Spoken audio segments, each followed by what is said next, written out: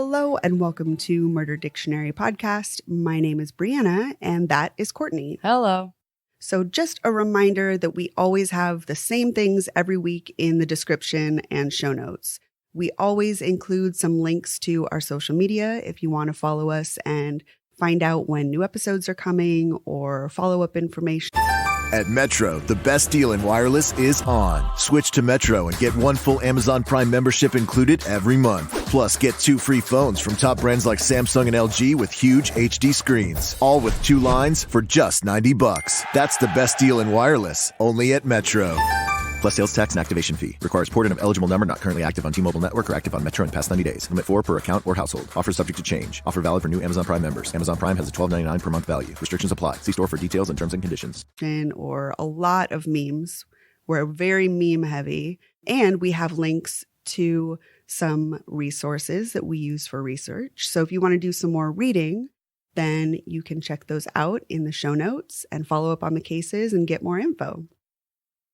We also have links to our Threadless and our Patreon. So if you want to get big items like t-shirts and mugs and phone cases and all that stuff, they are on Threadless.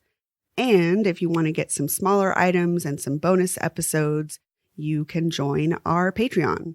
And either today or tomorrow, we're going to be recording a new Patreon bonus episode, which we talked about before, about dentists.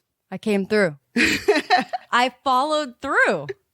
We were torn because Courtney wanted to do dentists for letter D if you listen to the previous episodes. So we're going to do a case on dentists for Patreon. Yeah. Yeah. And it's funny because I was kind of torn. I ended up finding a lot of killer dentists. Yeah.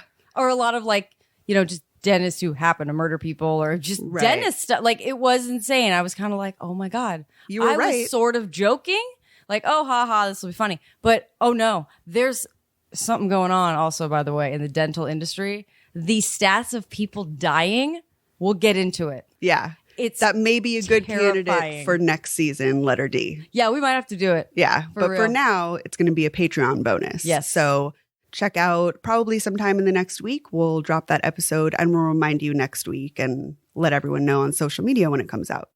So we have a few new people on Patreon this week, and we wanted to say thank you to Michael, Leilani, Leanne, and Robert. And Shirley. So thanks you guys for your support on Patreon. So I think that's it for the business, but there's one more thing. I just wanted to apologize for not being able to record last week. I know we skipped a week on episodes, but I was extremely, unbelievably sick. No way I could have talked. You know. It was winter, and in our California winters, they're so rough. We suffer. No, it was whatever this gnarly bug that's going around, I caught it. And I've been sick for like 2 weeks. In my head, my voice still sounds fucked up, but I don't know what it sounds like on recording. I think you sound fine. So I apologize for that. That was totally my fault. So if you've been listening for a while, longtime listeners of Murder Dictionary will know that I had surgery a few months back. So I have some underlying health issues and I get really sick when I'm sick. So it just wasn't possible to record last week. So I apologize to you guys. We're doing our best and hopefully I don't sound too messed up this episode. We'll see as I record if my voice gets worse and worse and worse. We'll just make some more tea. Right? We'll see what happens. We got that throat coat on tap. It's disgusting. I hate saying that out loud. I know. But it really is like the thing that's gotten us through winter in here. Oh, seriously? Oh, yeah. Yeah, I'm about to finish my next box of throat coat. Oh, I need a new one. I have like one left. So I appreciate your patience and understanding that we didn't have an episode last week. So I just wanted to make sure you guys know I'm sorry and I feel bad, but we're just doing our best. And we'll make it up to you with a Patreon. Sure will. So with all that said, let's get into our new letter. We're on letter E this week, and we are talking about the subject of elderly murders. Elderly killers. So I found a bit of information about how age affects criminal behavior. Because it does seem elderly murders, it's kind of at first glance a little bit like, okay, what? But there's a reason for that because they are kind of a separate category and age really affects criminology. So According to professor of psychology and criminology, Rakota Berger from California State University, Northridge, Matadors, right down the street from us, huh? the average serial killer is around 30 years old, and they usually stop killing by around 35. That's when they want to settle down and get married and have kids. It's a really short span of time. 30 to 35, that's the average? I don't know. It's crazy. I feel like I don't know. I mean, of course, there's outliers, but that's, the median age. So I want to say, like, I feel like they're in their 20s, but I mean, no, they're all ages. Right. But I guess the average would be between 30 and 35. Professor Berger also points out that, quote, killers usually don't stop killing because they lose their taste for it. The serial homicidal impulse is typically rooted in psychopathy, i.e. absence of empathy, a condition that never goes away. The psychopath tends to be a psychopath for life. That brain signature won't change as they age. Rather, a, quote, retired serial killer stops because declining opportunities. It's more physical than social. A 70-year-old man can't overpower someone in their 20s. Another professor, Christopher Ugin from University of Minnesota, who is a professor of sociology and law, also researches age and crime. Professor Ugin says, age is one of the strongest correlates of criminal behavior. Crime rises in the teens, reaches a peak somewhere between 16 and 18, and then declines rather rapidly in half by 25, half again by 40, and then essentially falls to zero after 40. I figured it was like, when you're younger or whatever, but I think it's also would be interesting to see a study of what kind of crimes, because like they were saying, for homicide, the age is 30 to 35. But when, Professor Ugin is saying between 16 and 18 is the peak, it's like I'm petty assuming crime starts. Exactly. Yeah, that's where I'm like, just putting basic being stupid, like out drunk, doing stupid shit or something. Good, clean fun. Good, clean fun, 16 to 18. Yeah, I think there's a difference between what the two professors are talking about. Professor Ugin elaborates that other factors like social ties and connection to institutions typically cause criminals to, quote, age out of committing violent crimes. So over time, things like marriage, family, or a career often steer people into another path away from murder. So the people that we're going to be talking about in our letter E episodes are the exception to those norms and actually continue killing when they're older. So the person we're talking about tonight is Tamara Samsonova. I did think it was interesting how most of these older people, like you see it a lot that they kill babies and children. Right. That is like the number one thing. When we're looking into this, it was like, I really don't want to just talk about dead babies in the way that like stealing and giving them for adoption and crazy shit, like bait and switch of babies, like just all kinds of like really criminal stuff. The deviant shit with kids. Yes. What I didn't see covered in what the professors were talking about was basically how the MO changes and what kind of crimes and what kind of victimology changes. And we talked about that a little bit separately. I mean, really, it seems like as the murderers age and become older, their victims have to be more weak. And unfortunately, then they kind of prey on people that are either way older than them, or children. And it's just crazy how that changes because they're older. They're looking for people that they can overpower. It's a lot of times, too, it's like people that they can control easily. Like, for example, it's like Dorothea Puente was just this adorable little old lady. I mean, she was really like a bitch with a bad attitude, but she was this little old lady with her boarding house. And like, you could trust her probably because she's an old lady. And like, yeah, sure, you let your baby stay with her or whatever. You can control a baby if you're in your 80s or whatever. And I think that it's just, you would never expect a little old lady or whatever to be a straight killer. Well, I think that's part of how elderly people get away with things is people look at them and they're like, okay, I can trust you. One, the victims let their guard down. They're like, oh, you look like my grandma. She's feeble too, you'd think, right? Like she would never, she can't physically even get up out of her chair.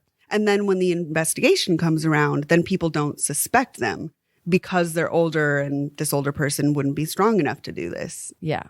But also, like I said, the MO changes. Like usually people that are elderly often use poison. Yes. Most of the time they're not out there being axe murderers and stuff. So that's a very different distinction between younger murderers and older murderers. Yes. They're more passive methods where they can just kind of slip something into the food or whatnot, because then they don't have to use their physical strength. It's got to be premeditated because they can't overpower. So it's almost like this other level of kind of like deviant, crazy shit. Yes. Because they're thinking, how do I incapacitate this person to totally take advantage? Whereas a baby, you can just take over. So there were a lot of baby stories and we just weren't really into that. No. Yeah. If you're a longtime listener, then it's just not something we like to talk about. So those ones we're not going to cover. You can just Google like old lady killer and you can read yourself. Yeah. Because they'll all be about dead babies. But we still found some pretty good elderly stories. Oh, yeah. These are good. Interesting cases for sure. So today it's Tamara Samsonova. Tamara Samsonova was born on April 25th, 1947 in the city of Uzur in Russia.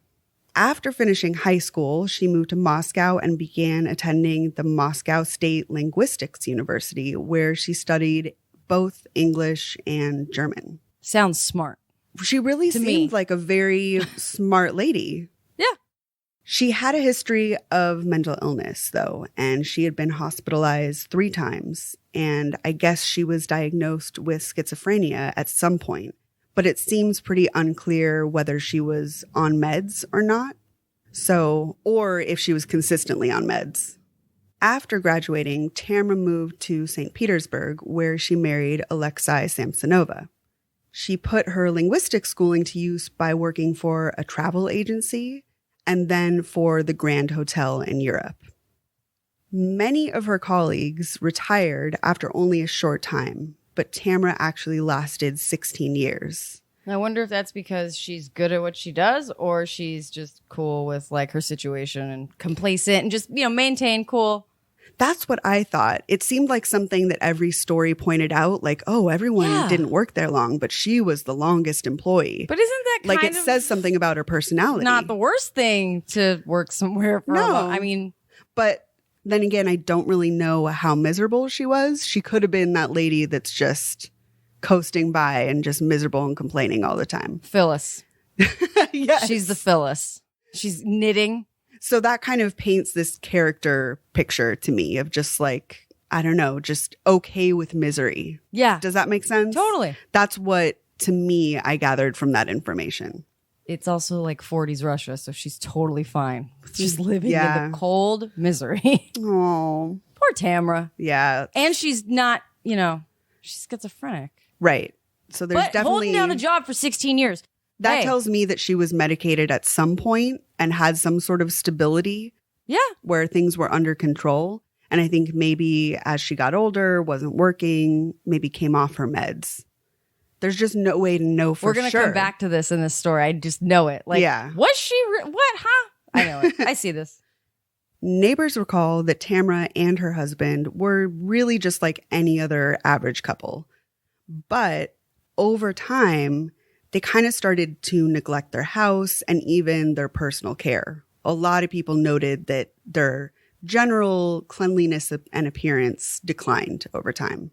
First, I thought when I read that, and I don't think it's for the same reason, but I just totally thought of Alan and Dolores Avery, like instantaneously. Yeah. Just these kind of like isolated, shut in kind of, live in their own world, like strange people. No, they're not bathing. They're just living their life and falling through the cracks. Yes, definitely. I think that it just wasn't priority to them, especially over time if you're no longer going to work or whatever. And that makes, like, if you have a mental illness already, that'll just feed into it and make it just spiral. They sound like, the hoarders next door that park on the lawn, 7 cars and cinder blocks. It seemed like the neighbors had that perception of them. Definitely. They were a little off. They weren't really maintaining themselves or their property very well. They're just those weirdos. Yes. But their neighbors also said that Tamara exhibited some strange behavior over time as well. The first red flag was that she always stayed inside during the day, and she only came out at night. Apparently, Tamara also had a weird habit of sitting topless near her windows so that her neighbors could actually see her. That was like my favorite part of this whole thing. I was cracking up, just like sitting in the window, titties flopping out. Yeah. Check me out. Very, very strange. And I'm not young. Right. Right? Special note. I am elderly. Whoa. Check out these old ass titties. Another neighbor said, quote, "It was obvious Tamara was a bit strange. For example, she would go out barefoot, only wearing a dressing gown, even in winter. She liked to go out and buy food at night because she said that was when she liked to eat. She thought people actually came into her flat when she was out and cut up her clothes. But when I suggested calling the police, she panicked and said they couldn't help her. She could chat about normal things and then a minute later would switch to sounding crazy." That just sounds like untreated schizophrenia or like unmedicated schizophrenia. Exactly. I really do think that at some point she was medicated and then came off of it later on in life. Yes. There was another neighbor who said that Tamara was fascinated with the serial killer Andrei Chikatilo. We're all familiar. I don't need to go over Andrei Chikatilo, Russian serial killer. We know. So, allegedly, she was very interested in the details and how he committed his murders. But personally, my opinion is I think this is just gossip and kind of satanic panic type shit. They got to sell papers. Exactly. I really think this is sensationalized. And I mean, I just doubt that that's real. And one of the biggest reasons I think that is because we know that she never talked about Andrei Chikatilo in her diary. And her diary is where we know a lot of the information about her life and her murders. So she was writing everything down in there. And if she didn't mention him, it's kind of obvious that the neighbors were making it up to me. Yeah. The media like to also point out that her diary was found next to an astrology book and black magic books. But this also, to me, seems to be a bit of sensationalism and satanic panic stuff. Yeah, this just goes with all of it. Like, we're the Inquirer. Can you give us a blurb? Right. She's like, oh, I saw she had these books. She was a witch and she was topless and she was doing spells and shit. It was crazy. You should have seen them witch titties. Holy shit, man. You know? That's like the funniest thing to me, that she's just sitting in the window in 40s Russia. Uh-huh. Well, by now we're talking about the 90s-ish. But that's even scarier. 90s Russia with casting spells with your titties out. Yeah. So before getting into the contents, it's worth pointing out that her diary was really all over the place in subject matter, in its contents, in what she would talk about.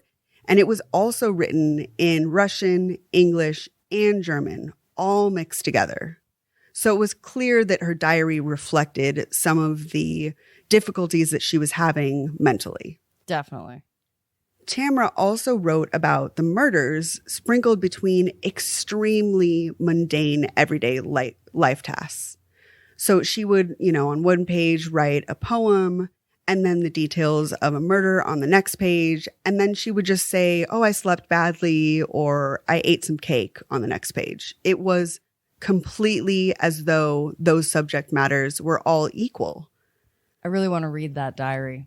Yeah, they haven't released it yet, but I mean, I just think it would be extremely fascinating. Yep. So she would switch between her innermost thoughts and taking someone's life and listing what she ate as though they were equal importance.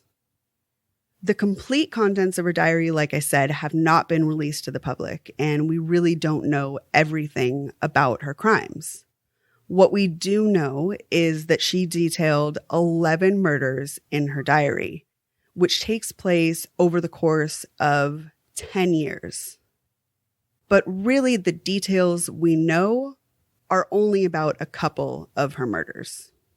I don't know if I believe 11, but I do think that there's something to this diary. Yes. Definitely. Yes, we know at minimum that there's a couple. So, first of all, in the early 2000s, Tamara's husband, Alexei, disappeared. Her neighbor said, quote, "I once asked her where her husband was. She answered, 'Oh, it's very sad. He just left and disappeared.'" Oh, it's very sad. But you should be able to have a trace of him. No, it's very sad. He left. Right? He's just gone. Yeah. I don't know. That she seems like she doesn't really care, which struck the neighbors for sure. Like, it's one thing to say that you're sad. It's another thing to express sadness. No, I said it. It's sad. Oh, it's so sad. He left. But the neighbor was just like, yeah, she just said it matter-of-factly. Yeah. That's crazy. That's how she felt about it. So the other thing is she really didn't report him missing at first. So I don't know how much time passed, but eventually she did report him missing. And I think it was just from pressure outside, like neighbors saying, you got to tell someone. Like enough people were bugging her where she was like, well, someone else will report it if I don't, kind of. Probably. But the police searches and investigation really didn't come up with anything.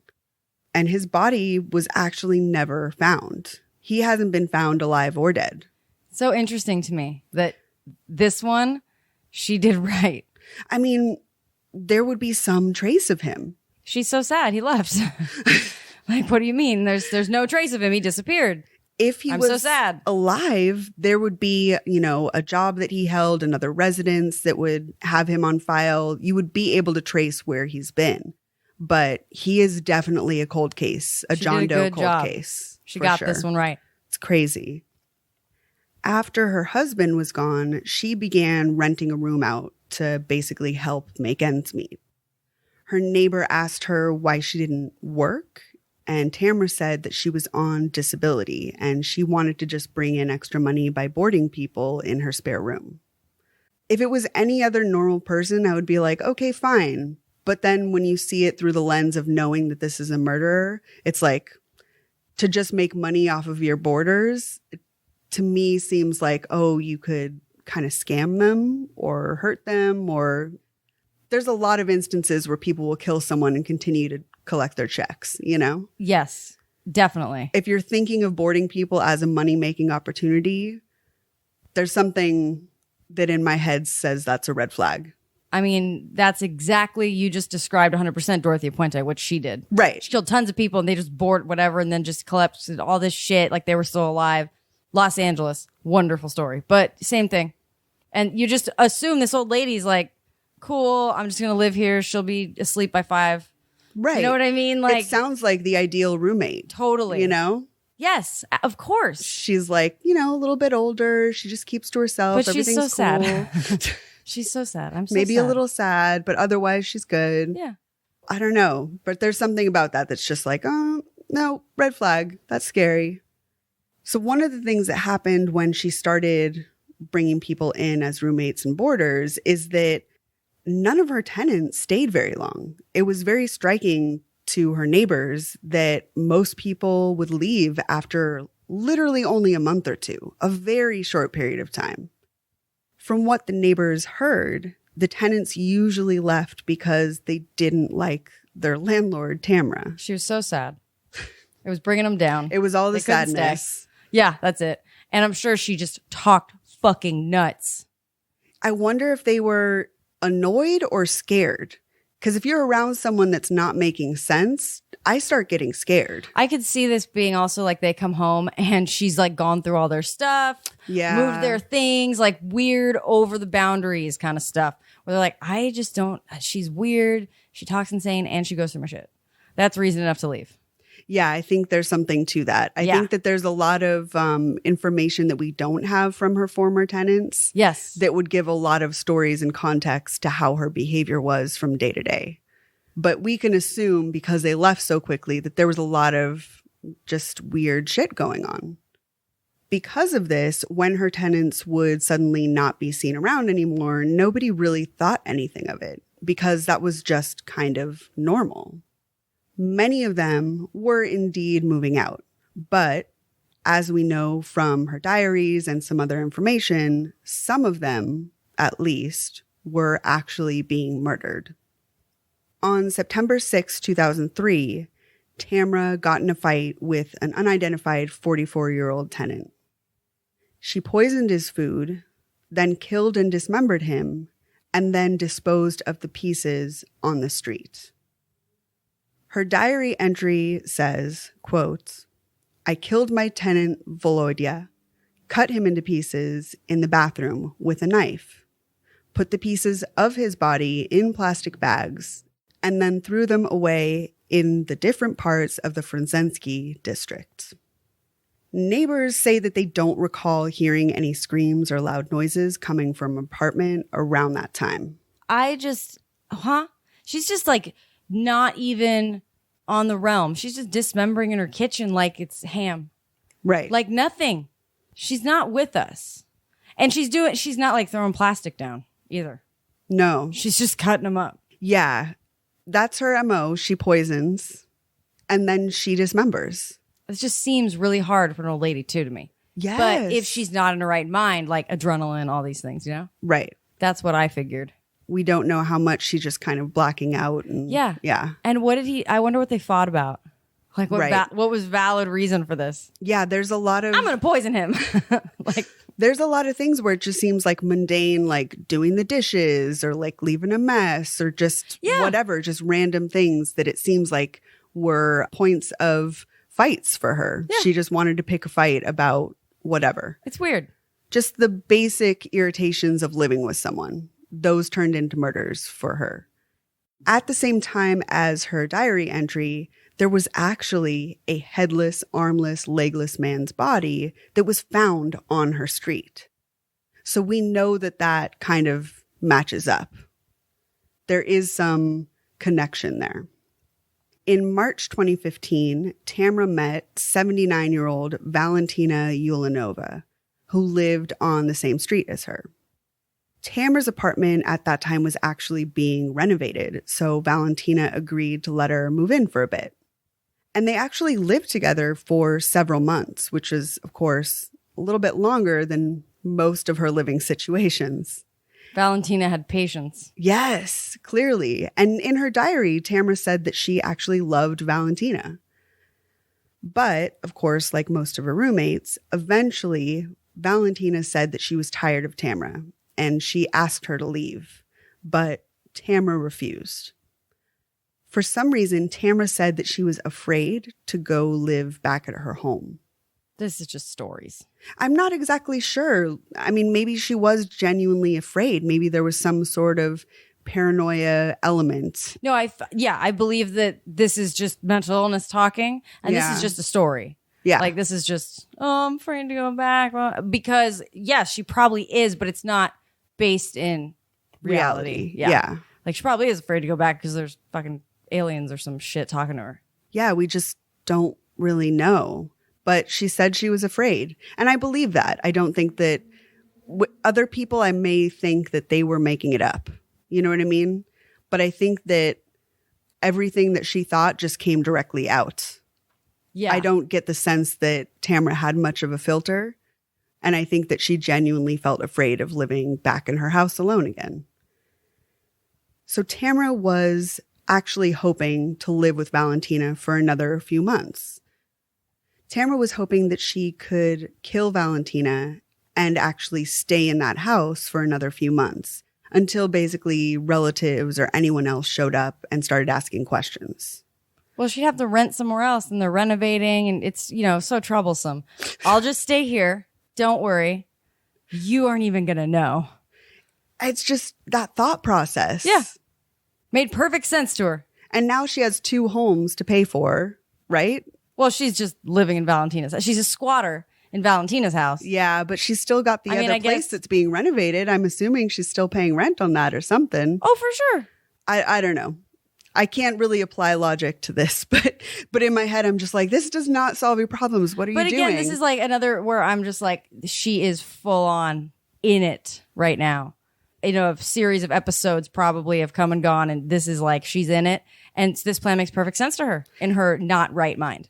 And it says something to me about the validity of the amount of murders that she's committed. Yes. Because if you've done possibly 10 murders before, then it doesn't seem like an irrational conclusion to be like, oh, murder's the answer to this problem. because it's always been the answer to your problems. And she never has gotten caught. No one's Right. even asked her a question.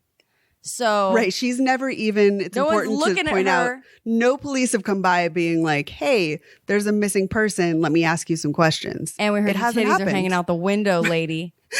Put a top on and stop killing your We need to talk renters. about your titties and your missing roommates. And we heard you're sad. We heard you're really sad. We were concerned. So it's just, I don't know. To me, that speaks volumes about probably the fact that she has done this before many times. But the next thing you're going to say, this makes me like, she knows what the fuck she's doing. Right. That's true. Because what she did was she went to a nearby town where she got a pharmacist to sell her a prescription for the benzodiazepine named phenazepam. So she knew exactly what to ask for. She knew what she was doing. She probably knew how much to ask for. Definitely. So if you didn't have the prior experience, you would kind of throwing things on the wall to see what sticks. You would ask for a bunch of things, but she went in exactly knowing what she needed. Yeah, absolutely. And she is making an appointment, all the things Yes. that go up to leading up to being in an office to get these drugs to kill Valentina. So she had enough wherewithal to actually put this plan together, know how to do it, the experience to know what to ask for, and premeditate everything, and then put that plan into action. And I'm guessing because it's a PAM that it's probably some sort of Xanax, Valium, one of those kind of things, which, yeah, you're going to sleep. Right. And which, like we discussed before, is what is very common amongst elderly murders. You need to kind of be able to easily overpower them. So this is her MO. So Tamara returned home from the pharmacy and she made Valentina's favorite Olivier salad and put the pills in the salad. From what I understand, it's kind of like a potato salad, I'm going to have to look into this. right? I love that deviled egg potato salad. Yes. Oh, so good. She fed her the salad and then says that she found her laying unconscious on the kitchen floor in the late night hours of July 23rd, 2015. What Tamara said was that Valentina was too heavy to carry, so she proceeded to dismember her with knives and a saw right in the kitchen where she had passed out. Just right on the floor. Unreal. Yeah. First, she sawed off Valentina's head. Then she sawed the body in half. And then she used the knives to dismember the limbs. She wrapped the pieces in curtains, then put them into several bags, and her head was placed in a saucepan, which she boiled on the stove. So some media outlets say that this was because she was a cannibal. But I think it's more likely that she wanted to conceal the identity of her victim. I think this is all just nutty. Yes, but just judging off of the sensationalism of all the other things they were saying, Andre Chikatilo, the black magic, all that, I really think they're trying to make this way more crazy than it is. You know? I agree. I'm like, when I read, wait a second. Is this like a pasta pot? Yes. Are you fucking kidding me? Just boiling a head on the stove? And like, yeah, it probably is to conceal the identity and everything. But anytime I hear something, I have a visual. Yes, of And I'm course. just like, you turn the vent on the stove on that, make sure your house doesn't smell. What in the hell? Like, you got to be insane. You're not in your right mind. Right. Clearly. Yeah. Tamara then took 7 trips downstairs to dispose of the pieces on the street. Her street. Yeah, I'm Not just even gonna going leave far. it in the fucking street out front of my house. Yes. I know. The legs and hips were so heavy that she only got to the neighbor's yard before dumping the pieces. People get pissed if they find their neighbor's dog's shit in their yard, right? Right. Imagine Huh? Look at this finding bag. limbs. Look at this bag I found in my driveway. So a couple days passed and the neighbors hadn't seen Valentina around. So they started asking Tamara where she was. And Tamara said that basically she had gotten up to make tea at 2 a.m. and she had found Valentina unconscious in the hallway. She said that she left her there and walked away to drink her tea, but when she came back, Valentina was gone. Is that the correct reaction when you find someone on the floor unconscious in your home? Someone you love in your diary? Yes. That's the first thing is that what you do? Second of all, if that's what you do, is that what you tell your neighbors that happened? I don't understand the thought process because that's very suspicious behavior. It doesn't make sense. You're basically like, oh, a ghost came and took her. She disappeared. It's one of the worst, like, this is the story I'm going to give that I've heard. I mean, Like, I was asleep at the time is better than this. Right. Well, you what could have happened just was, said, I don't know. I woke up and she was gone. Right? That's better than, well, I saw her laying there and I ignored her. So many things that she says don't make sense. And this is one of those things that's like, just don't say anything at all. You know? She can't even understand that. Yeah. Like, I really believe that she's just in her disease right now. Yeah. Spiraling. So she, after this conversation, begged the neighbor not to call the police. And she said that she wanted to stay there for a while. Anytime someone begs you not to call the police and there's someone missing, call the police. 911 fucking Just my opinion. Yeah. So eventually, well, not eventually, it was pretty quick. I think a day or two after, a social worker showed up to check on Valentina. But basically, Tamara refused to let her in the house. It really didn't matter that the social worker had came because the truth would come out pretty soon anyway. On July 26, 2015, so 3 days later, the dogs began sniffing around the bags that had Valentina's remains in them. So the authorities were notified and the various pieces of Valentina's body were all recovered. Because Tamara was not very strong, she had to drag the garbage bags on the ground, and it had left a trail of blood that led the police from the bags all the way back to her front door. This is another example why I'm like, okay, she's not with us. Because the whole point of cutting up the bodies, putting them in bags, all this is to cover your tracks, hide the evidence, all of it, right? However, you have left a trail of evidence in the process. Yes. So, The only thing that I could think of was because it was nighttime, maybe she couldn't see that there was blood leaking on the floor. However, if you're literally dragging them on the floor, you have to assume that you're risking some sort of leakage, you know, that you're going to rip the bags, that whatever, you know, you have to know logically that that's going to happen. Yeah, it led the police directly back to her. It's just, I don't know. I'm sitting here just shaking my head, kind of like, I mean, it makes that no is sense. Clear. That makes it clear to me. This is the right person. There's just no forensics anywhere pointing to any other person. So the other thing that happened was they found CCTV footage and it showed Tamara making those 7 trips down to the street. And she had those trash bags shaped like body parts and also that big pot that contained Valentina's head. The police were able to find all of her body parts except for her head. And it's assumed that her head was actually put in a trash bin, and that trash bin was picked up before the police could recover the head. I don't know. I just, wow. 7 trips up and down, and it's a lot of work for this old lady. Like, it's really intense. And that's the kind of reasons why elderly people don't, murder as much. But then also, this also makes me like, yeah, she killed other people. And she had gotten away. And she probably did the same thing every time and just, the trash man, I know what time he comes. And probably got away with it a lot more. There's so many things in here that even though we only have details of one murder and a connection to another body, you can tell that this is what someone has done this before. And yes, absolutely. Sorry, that's like the wrong way to put it, but you can tell that she has experience. Yes. This is her mahjong. Like, she's been playing for years. She's doing great. She gets like 50 cents when she wins a hand. Right. You put in $5. You put in $2, right? You're good for an afternoon. My grandma always, you want to play Zhang? You want to play Zhang? You want to play Maj? Love it. She feels like every Tuesday with her girlfriends that they've known since, That's hilarious. Since she had like giant bouffant hair.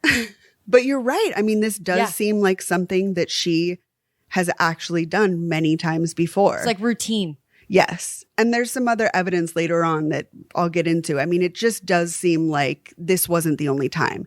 This is the one that we have actual evidence, video, blood, everything leads back to her. So we know that she committed this one. But there's plenty of others that just need to be connected to her. It's only a matter of time, I think. When police arrived at Tamara and Valentina's place, they found traces of blood in the kitchen and the bathroom. I bet. And I'm assuming because she did this crazy. right on the floor, like many other murders that we've seen, they don't mention it in any of the articles. However, there's got to be cut marks on the floor. We see this so often in kitchens and whatever, that there's cuts underneath because of the saws or knives. So all the evidence links to her and this murder happening in this I go place. straight to like, oh, I bet the grout, if it's tile, is red. If Right. it's not, if it's travertine, it's probably, or like laminate flooring or whatever the hell, it's between those tiles. It's definitely in the cracks. Yes. You're finding blood. She slaughtered people with a saw. And at the same time, whether they had that or not, we know the blood trail went straight from the street to her house. Okay. So it's like, we don't even need the grout. We don't need the kitchen Yeah, marks. you're right. I mean, boom. This story- It's point A to point B, literally. It's like there's the crazies out there. You can see it with like a blood trail from her house and just titties out in a window. Yes. Check me out. But then don't notice that I'm a killer. Call total attention to yourself. Hi, world. Here I am. Check him out. Right? But you're also killing people. Like, that's crazy to me, too. You're calling attention to yourself. So crazy. Yeah. Sorry. It's just like my favorite part of the story. No, we really we talk about that sometimes where certain killers just always want attention. Yes. And you don't just sit out in front of windows with your titties out if you don't want attention. No. If you murder people, just try and blend in. Don't put your titties out. Absolutely. Yeah. Don't put your tits out the window. So the other thing that the detectives observed was that she had curtain rings and rods that were missing the curtains. And they matched them up to the curtains found with Valentina's body parts. So apparently she had all these curtain sets and there was just a couple of them missing. And you could tell that it was the same. I bet that's how you could see through the window. Right? Well, what I was wondering is why does she even have curtains if she's out there titty flopping all the time? Like, do you need them? Valid question. So crime scene investigators also found a business card for that dismembered man that was found on her street 12 years prior, linking him to her. Dun, dun, dun. Right. So when she was questioned about Valentina's murder, she initially said that the victim set her up and that another neighbor assisted her in the killing. But of course, that claim was disproven immediately. I think it was just last-ditch effort to kind of throw suspicion off herself. But she knew. It was desperation. Very desperate. After further questioning, she admitted to killing Valentina and 3 other people.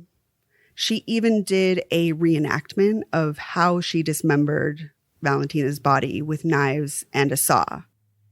And there's a neighbor that claims to have let her borrow the saw 10 years prior. So this saw may have been used in multiple murders. Oh, it was definitely used in multiple murders. Yeah. This is her routine. She does the same thing every time. Yeah, it definitely is her MO. It's the poison, it's the dismembering. It's comfortable. Yeah. A search of her home led to the discovery of the diaries that I talked about earlier, which detailed 11 murders in over a decade, including her husband, her mother, various tenants, and neighbors. So detectives now are in a position where they have to try and match up her diary entries to unsolved cold cases that match the same time frame. So that's kind of where the case is sitting right now. They're still trying to connect her to other murders. I think they will. Yes, it really is only a matter of time. I mean, if she kept his business card for 10 years, there's definitely like, oh, they stayed at her house for a week and then she's got stuff and they went missing and, you know, Right. it'll be probably not that hard, but we say that. and we stand from the outside and go like, you're terrible, you're doing your job like shit.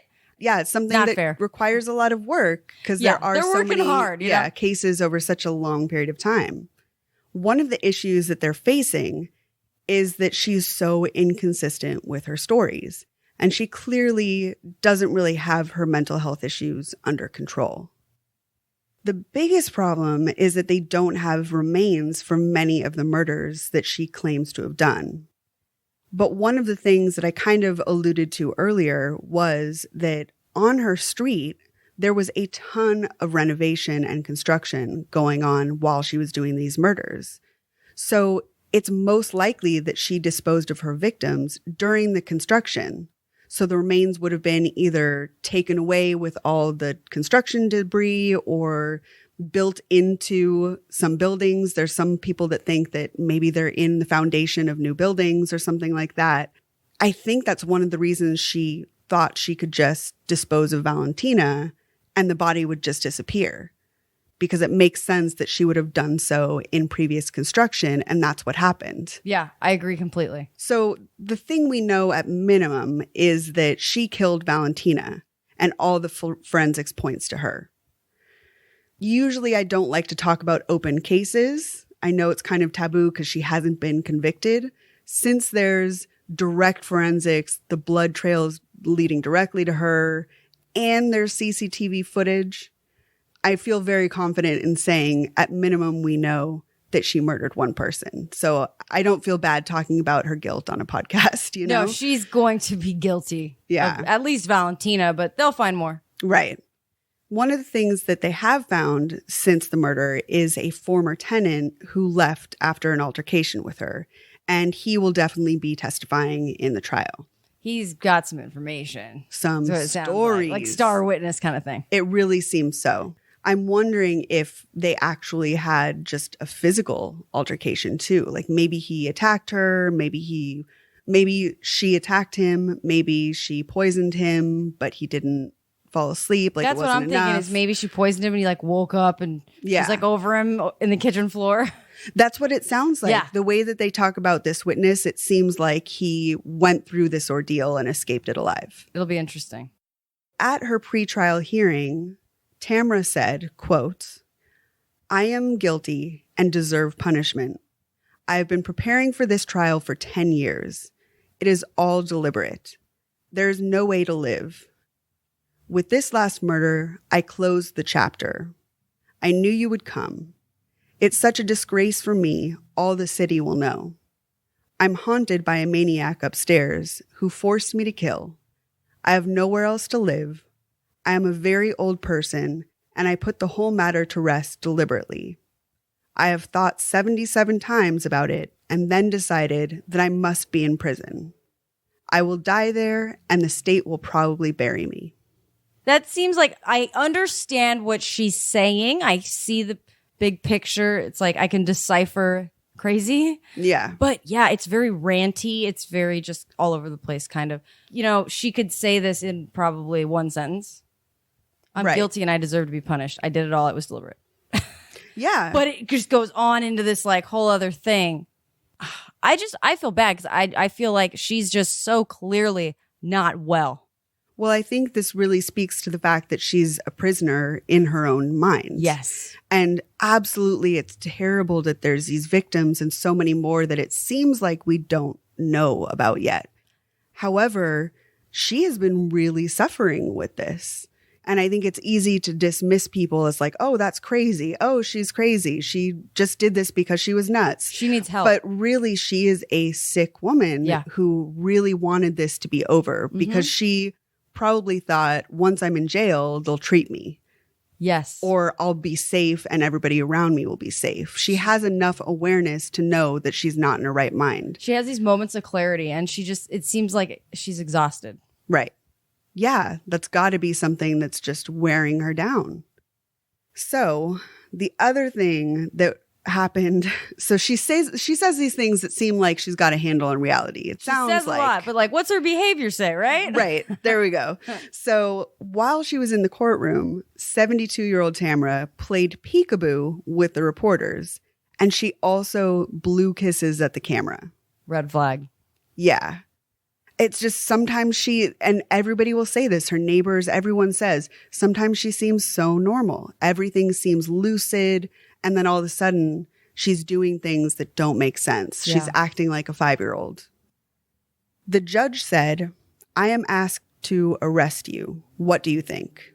And she replied, you decide, Your Honor. After all, I am guilty and I deserve punishment.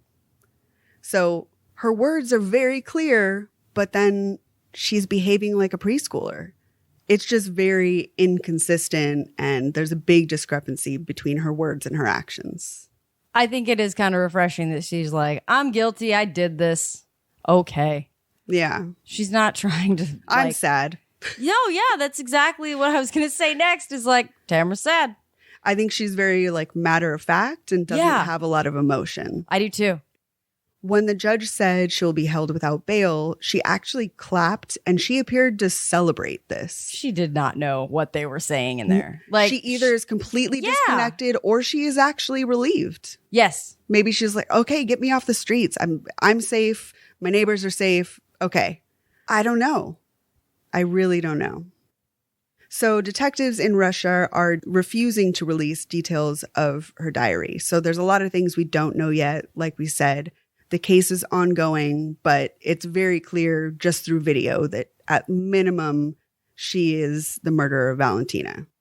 So Tamara Samsonova remains in custody of a psychiatric facility while the detectives basically try to match the murders she confessed to with cold cases and actual forensics. And that's currently where the case is at. So that's our first E for elderly murders. Tamara Samsonova. You have to like check on your grandparents all the time and make sure that they don't get forgotten, slip through the cracks, that kind of thing, because sometimes they're really good at, seeming like they're not losing their mind or, something is different, off, whatever it is. And because it doesn't seem like she really had anybody checking on her.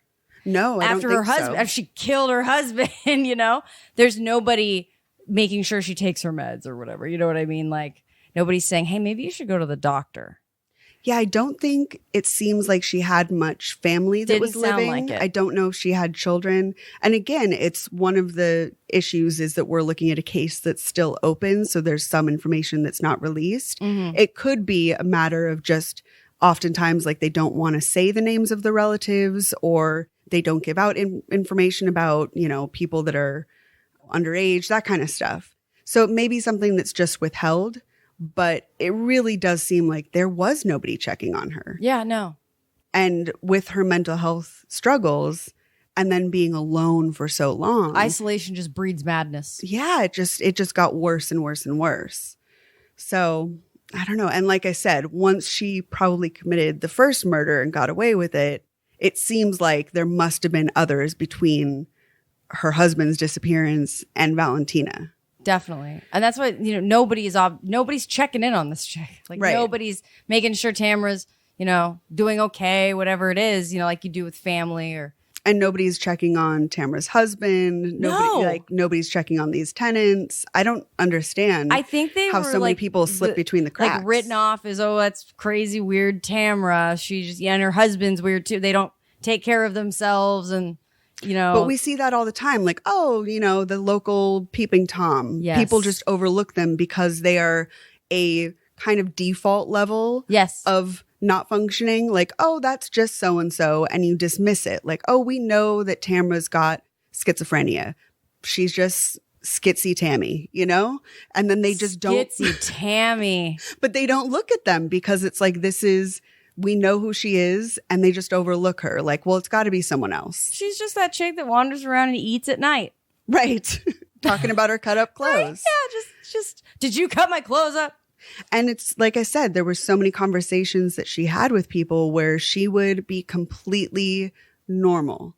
Everything was lucid, logical. She was having conversations and then she'd divert to a subject completely in left field.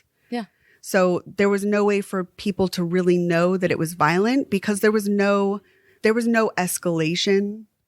There was no, history of anything more than odd behavior, nothing violent. I don't know. So people could overlook her. she just blended in.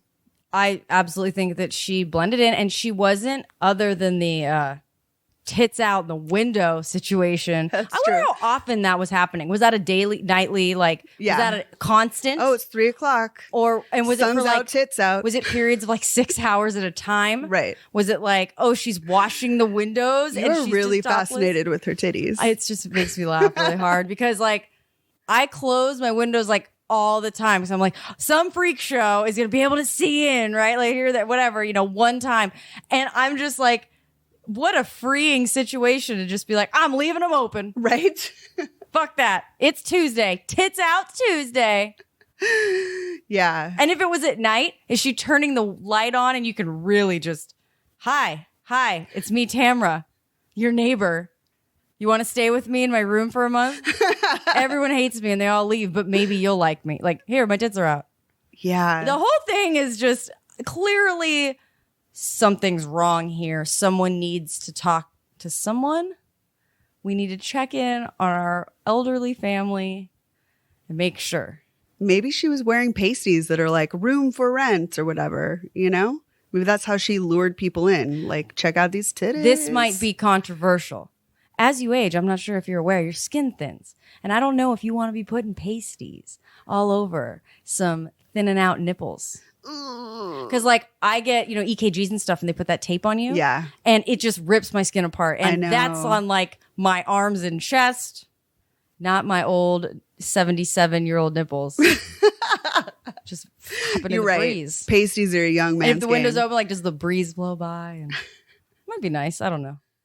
Yeah, it's just, I don't know. There was just that one thing that was pointing out her weirdness. I bet there's more than one. Like that's just what they talk about. And then, they say, oh, the satanic panic thing. I don't really believe that. I think she was probably just doing eccentric shit that you would write off as the eccentric weird neighbor. That's why I think it's important. Like, if anyone reads the articles after this, you'll see people bring up Andre Chikatilo and stuff. And I don't want anyone to see that and think, why didn't they mention that? But I think for me, it's important to point out that a lot of people sensationalize things. The media wants to sell everything. They want to sell copies of whatever. They want to get clicks. They want to get whatever, more ad money. So they say bullshit. And I think that was straight up bullshit. Yeah. To me, it just seemed like, let's spin some crazy story about this black magic old woman obsessed with serial killers that's eating people's heads. Right? And that, to me, is not what happened. There's obviously murders going down and dismemberment, but in the interest of accuracy, that's not, to me, what seems to have happened. If she was that obsessed with Andre Chikatilo, if she was eating them, those things would be in the diary. And they have not been talked about in the diary. I'm really looking forward to when this case is closed because theoretically they would release the diary or something after that once it's closed or they can tie stuff together. I really want to read that and see what the hell that says. And I want to see where all the bodies are hidden. I really do believe that the reason she got away with this was because all the dismembered pieces were being taken away with construction debris. Or there's a lot of people that are like, oh, there's this one building that the construction was going down at the time that this guy disappeared. I think the rest of the pieces are buried in there or something when she was a little bit younger. Cause that was like early on in her murderous spree. I feel like she's a trash bag dumpster kind of chick. I don't think she's leaving it, She's not a classy curtain lady. No, not at all. I believe that she is a husky trash bag kind of gal. Yes. And just dragging it. I mean, it's fucking, are you kidding? There's a trail from your front door to the body? It's yes. just, and the whole purpose of this is to hide what's in the bag. It had to be at night. Like, that's all I'm just agreeing with you and saying it had to be at night because and she I couldn't can't see believe the stains. that, but again, she's not batting on all, I think that not good. It really does speak to the fact that she must have gotten away with it before. That Yes. she took it out to the street, Routine. took it into the construction area, and it just magically disappeared and nobody came to ask her questions. So why would this time be any different? But now she's a little bit older. She's having trouble lifting the bags up. So now she's dragging them on the floor. There's holes in the bags and blood. Maybe before she had a little bit more strength and the construction and the body just disappeared. This is a story for you can do anything you put your mind to. It's the little engine that could of murders. Really is, isn't it? So I know that this case, because it's still open, is a little bit odd to cover, but because of the footage, we just know that she at least did one. So I figured we got to throw it into the E for elderly murders. Definitely. Yeah, it's very fascinating. And hopefully we can have a follow-up episode when the actual trial happens. I'm setting Google alerts. Don't worry. Right? Yeah, for sure. So that's it for this first E for Elderly episode. Let's see, some business. If you want to read more about the stories, definitely check out the links in our show notes. And definitely follow us on Facebook, Instagram, and Twitter. We're doing good things over there. I get a lot of people saying you're my favorite account on Instagram because of all the memes that we post. We have good memes. So good. Also, I was in the area. And so like in the group and on the Murder Dictionary Facebook page and stuff, I posted it that I went by because we did Dirty Cops for D. We did Stephanie Lazarus. And so I went ahead and drove by and posted the video online of the condo complex where Sherry Rasmussen lived. So if you are interested and you listen to that episode, go check it out and you can see where the actual place is because it's like a block from my house. Right. So not really. It's a little further, thank God. But it was very interesting. And I encourage you, if you listen to the episode, you should really look at it. Yeah. Because we had talked about how high those walls are and how difficult it would be to get into that complex. And she had the whole lock picking thing going on. She would have to know exactly where to go and how to get over things. You definitely should see what it looks like from the outside.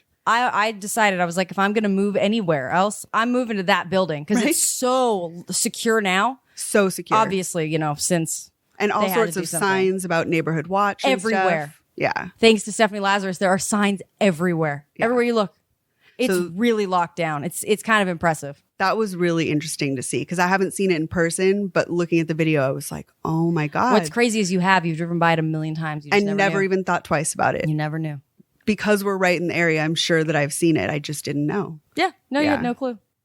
So definitely check those out we've got them on Facebook and memes on Instagram. The other thing you'll find in our description and show notes is links to our Threadless and our Patreon. So like we said, if you want to get some bigger merch items, check out our Threadless. And then on our Patreon, we've got a new bonus episode coming out probably in the next week about dentists. So once again, we wanted to say thank you to Michael, Leilani, Leanne, Robert, and Shirley. So thanks, you guys. Thank you, everyone. We'll be back next week for another elderly murder. And call your grandparents and say hi. Just check on them. Ask them how their tits are. Yeah. Wow. Be nice to each other. Stay safe. And we'll see you next week. See ya. Bye.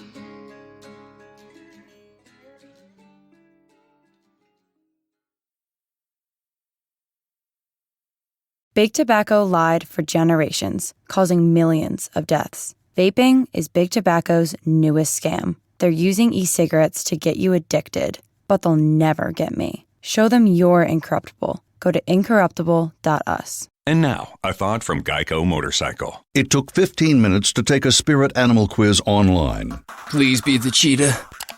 Please be the cheetah. And learn your animal isn't the cheetah, but the far less appealing blobfish. Oh, come on. To add insult to injury, you could have used those 15 blobfish minutes to switch your motorcycle insurance to Geico. Geico. 15 minutes could save you 15% or more on motorcycle insurance.